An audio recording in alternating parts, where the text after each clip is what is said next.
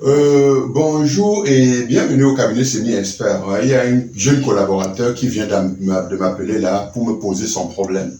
Je ne peux pas parler de son nom. À la limite même de son pays, je ne parlerai pas et il va se sentir concerné. Et en fait, lorsque je fais cette vidéo, c'est essentiellement pour sensibiliser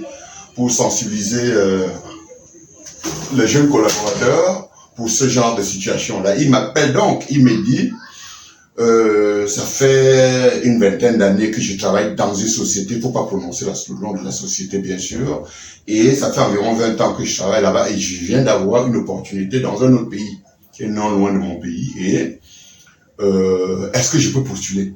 Il appelle donc son coach pour poser la question, pour savoir s'il peut effectivement postuler. Pour ma part, dans ce genre de transaction, je ne suis pas un automate. Je dois dire à mes collaborateurs d'être très prudents. Vous avez déjà fait 20 ans dans une société. Pour quelques raisons, ou pour une raison ou pour une autre, on peut monter les faux trucs pour ne pas payer, par exemple, vos avantages. Donc, il faut vraiment réfléchir avant de se décider. Alors, même si vous postulez, attendez qu'on vous appelle, on vous auditionne, vous signez un contrat de 2, 3, 4 ou 5 ans, et on vous propose ce qu'on va vous proposer, et vous voyez, regardez bien vos avantages avant de démissionner. Voilà essentiellement ce que je voulais dire. Vous devez regarder vos avantages avant de démissionner. Voire même travailler un mois et demi.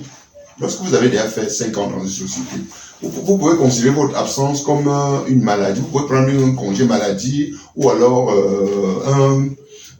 véritablement les congés. Et vous allez travailler quelque part pendant un bon bout de temps. Voici véritablement, vous n'êtes pas en train d'être dupé ou alors en train de vouloir subir un coup qu'on a orienté sur vous. Soyez vigilant lorsque vous voulez quitter votre poste pour un autre.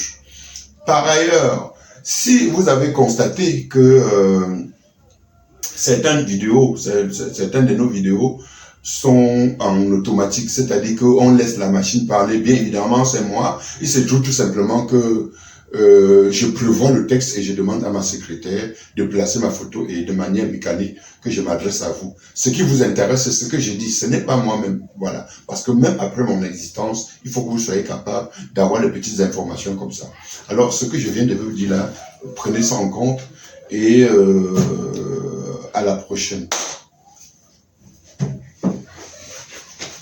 Ok.